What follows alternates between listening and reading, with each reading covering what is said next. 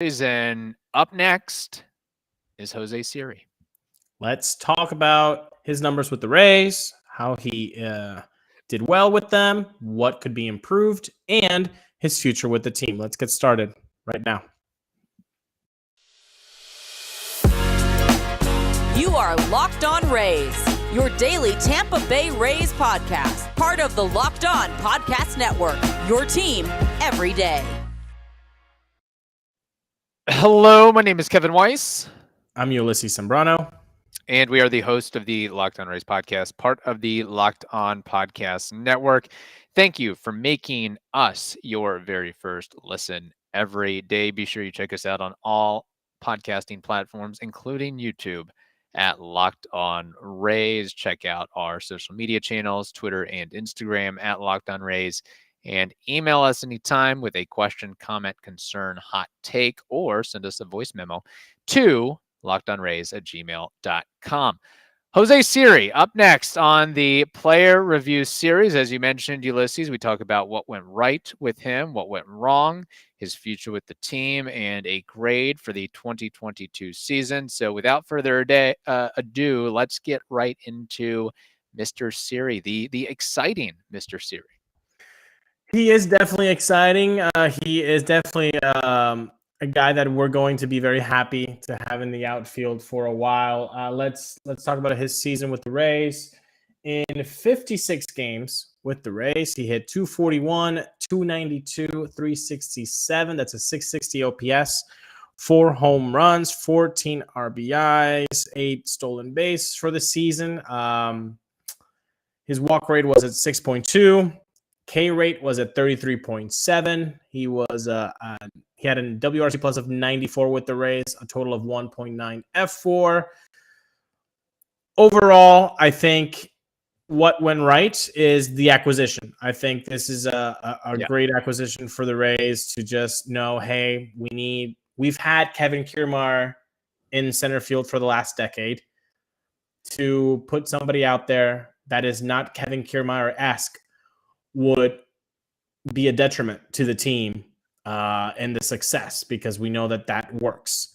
So I he gives you flashes of Kevin Kiermaier at his best, José Sirí, and I think that's the first good thing to highlight. It's a good thing that the Rays now have José Sirí. Question: is José Sirí a better defensive player today than Kevin Kiermaier is? I think the answer is going to be, I mean, it looks that way. And it's nothing against KK. It's just, man, Father Time is real. This gets 27, I mean. He might be the fastest player in the league.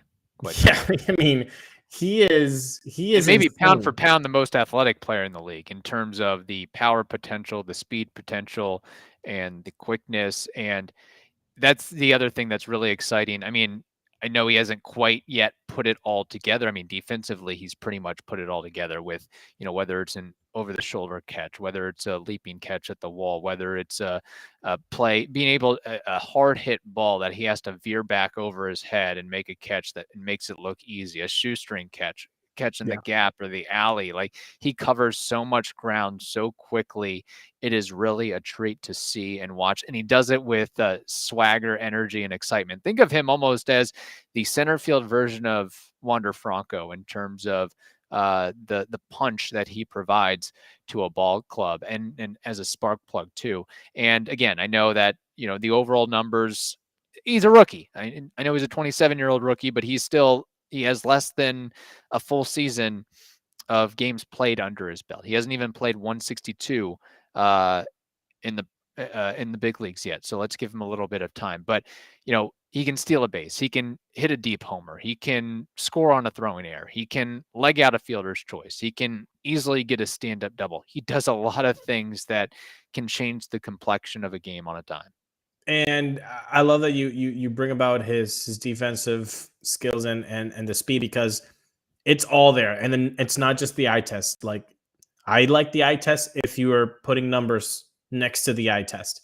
The eye test tells me this guy has a tremendous arm and is really, really fast and has really good reaction times in the outfield. Well, the numbers back up all of that. His BSR, which is the base running category that we've talked about endlessly throughout these player reviews, it's positive. It's at 2.5. That's really, really good. Sprint speed, 100th percentile.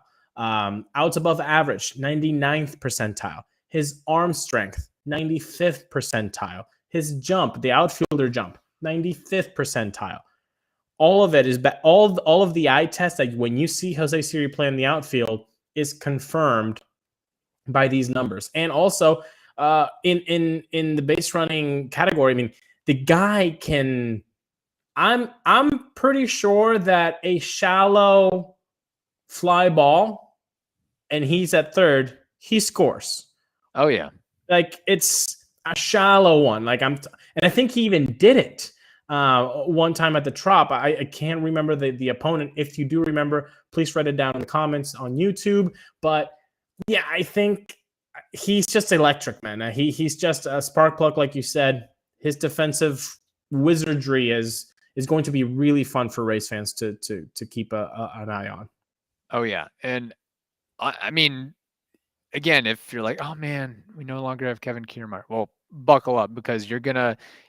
I don't think people are going to be longing for Kevin Kiermaier when they see José Sirí, not just what we saw in 2022, but as he gets more familiar with the Trop and the other ballparks in the AL East and throughout baseball. Like he is very special in a lot of ways, for sure. If you want to buy early stock, José Sirí might be one that you can be. I was there when I think he's going to be a good one. Like I'm not calling this at all him being one of the best out there with the bat. I think his bat might come close to a 97 WRC plus, which we know that's Kevin Kiermaier's career numbers there. But I think that would be fantastic if we go from Kevin Kiermaier to José Sirí. I don't think that is a loss at all. On the contrary, I think that would be a great, stable component of what makes this Rays team really good, which is have somebody in center field that can catch him, have somebody fast, have somebody that can have some occasional pop. And he does look like to have a little bit more occasional pop than Kevin Kiermaier did. In fact, when he went to the Rays from the Astros, his line drive percentage increased from 14.8% to 23.6%. So, more line drives that could give him a little bit more ample time to run the bases, have more singles turn into doubles turn into triples. I think that's a very good sign for him. Yes. Now, there were some things that didn't go so well for José Sirí. First with an Astros uniform, but we talk about what he do with the Rays. But before we get to that, Ulises, we have to tell the audience about the importance of driving sober. That is correct. We've all been there with hanging out with some friends and having some drinks, and a few become a few too many. And as the evening comes to an end, people start to head out, and you think of calling for a ride. But then you say, you know what? I live nearby. Yeah, I can make it home okay. It's no big deal. What are the odds that you'll get pulled over anyway? And if so, what's the worst that could happen? Insurance going up? Losing your license? Losing your job? Totaling your car? Maybe you kill somebody. Everyone knows about the risks of driving drunk. The results are tragic and often deadly. However, that still doesn't stop everyone from getting behind the wheel while under the influence.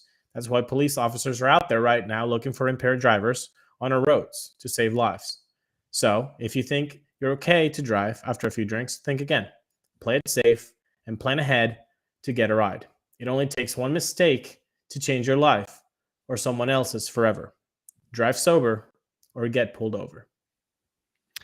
Now, getting to what didn't go so well for José Sirí, I mean, the big thing to me was the discrepancy in strikeouts to walks in the 56 games he played with the Rays, having the under 300 on base percentage. Again, I will also note and highlight this. He's still basically a rookie, still has less than a full season of MLB experience under his belt. But the scouting report don't lie. He will chase on breaking balls and sliders away. Yet oftentimes, there will be hittable pitches, strikes in the zone that he lays off of. So I think it comes back to sometimes swing decisions and being swing happy when he shouldn't be swing happy. So it's just all about the growth and development as a player. But if he can shore that up, again, I'm not asking this guy to be Yandy Diaz or Juan Soto, but I would like an on-base percentage over 300 for a guy with his tools. I'm with you. I think these things that we're going to talk about negatively are going to improve. He's a rookie, but you do have to point it out. I mean, with the Rays, he had a 33.7 strikeout rate. That's not okay. Like that's okay if you're on pace to hit 35 home runs in a season. I mean, yeah. I mean, if you're putting them in the seats at that rate, sure, 30. If you're Brandon Lau and you're 33.7, yeah, you'd be like, all right, 39 home runs with a 33 strikeout rate. All right. My rule of thumb, and again, it's probably not a perfect science, but whatever your strikeout rate is, that should be the number of home runs you put forth. So if you have a 28% strikeout rate, you better have the ability to hit 28 dingers. I think that should be like, I don't dislike that. I think it should be at least, at least, yes. A 33% strikeout rate. You're only giving me 33 bombs. At least 33, yeah.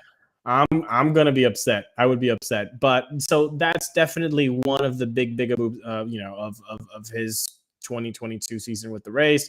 I also saw something kind of concerning. His exit velocity dropped almost 4 full points when he got to the Rays from the Astros. It was at 89, and with the Rays, it was at 85.7. So that big drop off, makes me kind of scratch my head and think, why did he stop hitting the ball so hard? And the other thing was the infield fly ball rate, which I've been really getting into this stat lately.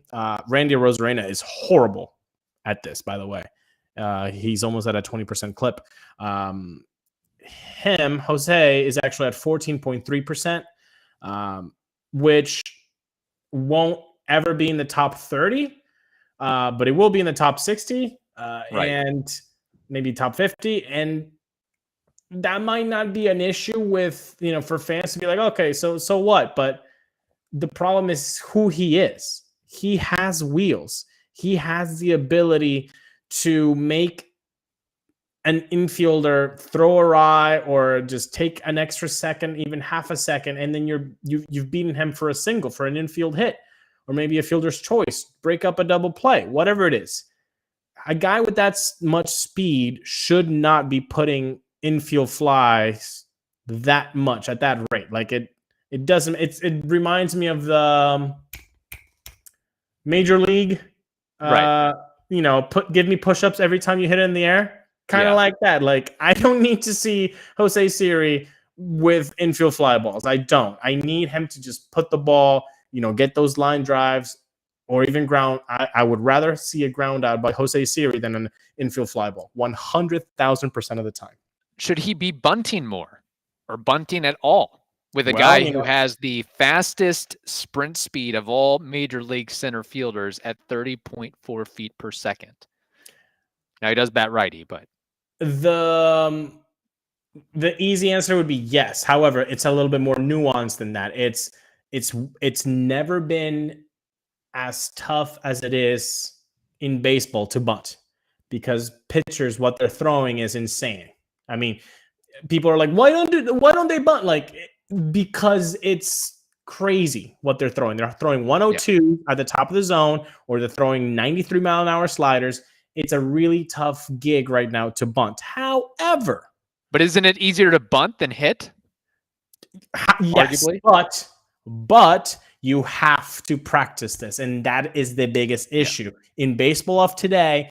baseball players do not practice bunting, and you need to practice if you want to get good at it. It's not an easy thing. It's not an easy task to get up there and bunt. It must be one of the scariest things you could probably do in the baseball fields, to square up in front of a guy throwing a projectile at 100 miles an hour. So hopefully, this is a long-winded way of saying I hope so, but I hope that right now José Sirí is not trying to do anything else but learn how to be a little bit more of a line drive player. If he's putting time in to bunt, beautiful. I think that would be the cherry on top. But you have to practice that. You really do have to practice that. Especially in this day and age. And that, I mean, that kind of goes to my larger point of, I think it's tough to be a switch hitter in this day and age in baseball, because you have to practice that as well with the types of offerings that the pitchers are throwing nowadays. BetOnline.net is your number one source for sports betting info, stats, news, and analysis. You can get the latest odds and trends for every professional and amateur league out there: basketball, football, soccer, esports, and more. It is all covered at betonline.net. It is the fastest and easiest way to get your betting fix. So head over to the website today or use your mobile device to learn more. BetOnline, it is where the game starts. All right, Ulises, looking at José Sirí's future with the team, he will be arbitration eligible beginning in 2025 and a free agent in 2028, according to Baseball Reference. And of course, the Rays gave up a highly touted pitcher in Seth Johnson for him in what was a kind of a complicated deal, because the Rays also traded Jaden Murray, and Trey Mancini was involved in going to the Astros. And I don't have all the particulars right in front of me, but the Rays had to pay to acquire José Sirí. And I think, are we both in agreement that he is supposed to be and slated to be the center fielder of the present, near future, and maybe long-term future? I wouldn't. Nah.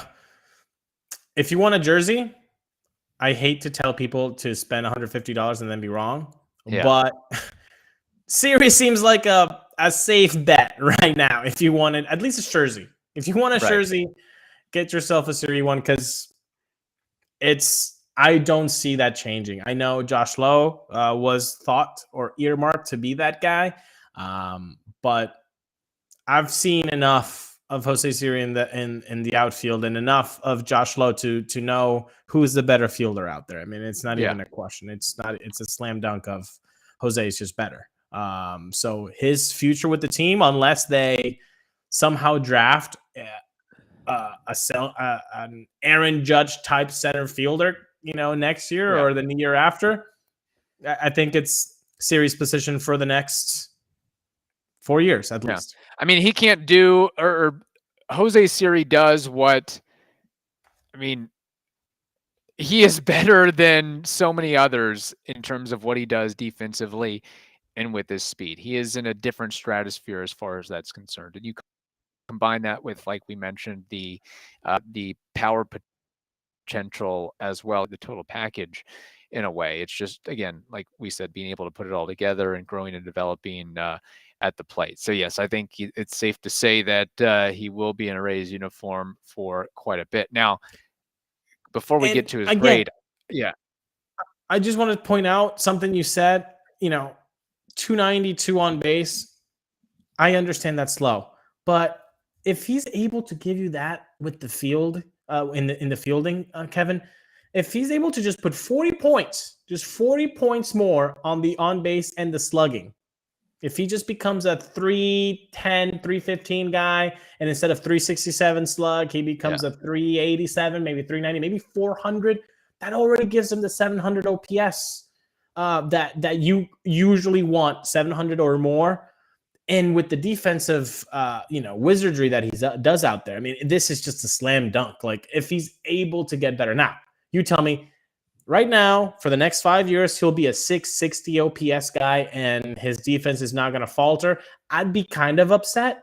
I would be kind of upset, but I wouldn't be hurt by it. I wouldn't be like, God, take this guy out of like he's providing I think value in a different way. you'd be more upset if he got a deal like Kevin Kiermaier did with the Rays and he only outputs a 660 OPS on average. Oh, okay, I'll do that. If I'm the Rays, I don't give him a Kevin Kiermaier contract. That's fair. Now, question. Nope. Does José Sirí over under 2.9 WAR in 2023? And he was a 1.9 WAR guy, but he didn't really play that much with the Houston Astros. And you're telling me 2.9 WAR? Oh boy! So you want me to say that José Sirí is going to be a 3 WAR player? Yes. Bleep, man. Defense. Stealing bases. Defense. I'm gonna go with sure. Why the heck not? Yeah, I think he can be a 3 WAR player. Absolutely, I think it's within the realm of possibility. In fact, some of the projection systems kind of have some outlandish. I don't think he's going to do quite that well offensively, but I would not be surprised if he has a higher WAR this upcoming season than Kevin Kiermaier does with the Blue Jays. I wouldn't be surprised either. Read the outlandish one. I want to laugh. Oh, I don't have it at the top of my head, but it was. Philly? Yeah, I don't think he might be able to have a season like that, but it was, if I recall, it was something similar to like Kevin Kiermaier's best season with the Rays, best offensive season. Projections, man, like they're just trying to get the clicks. That's all it is, man. Possibly, yeah. All right, grade for José Sirí in a Rays uniform in 2022. Red Pin, what are you giving him? Didn't mention this at all, but he was the lone offensive output during the Rays playoff. Yeah. So, I mean, hello, who saw that coming? Oppo shot there by Jose. That should give you a plus.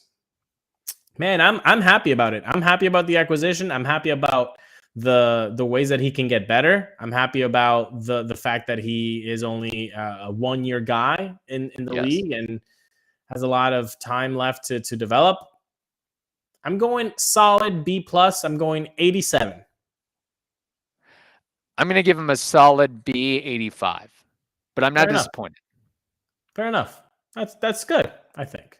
Again, if you're a Rays fan, you should be really excited about what he can and should provide in 2023 and beyond. Again, if you have a chance, go to YouTube, go to MLB Film Room, type in José Sirí, and just familiarize yourself with what he's able to do with his legs, with the bat, with the glove, with the arm as well. And if you already have time to do that, well, then just go over and type Locked On Rays, subscribe to the channel, hit like on a few videos so that we can get, more Rays fans involved into this channel, into this community that has grown, considerably since we started this in June 2019. So, tell people about it. If you know a Rays fan, you'd be like, hey, you know what? I'm listening and watching Locked On Rays. You should too. Very good. All right. Thank you for making the Locked On Rays podcast your very first listen every day. Now make your next listen the Locked On Sports Today podcast. That is also free and available on all platforms. Hope you all have a wonderful day. Stay safe, and we will talk to you tomorrow.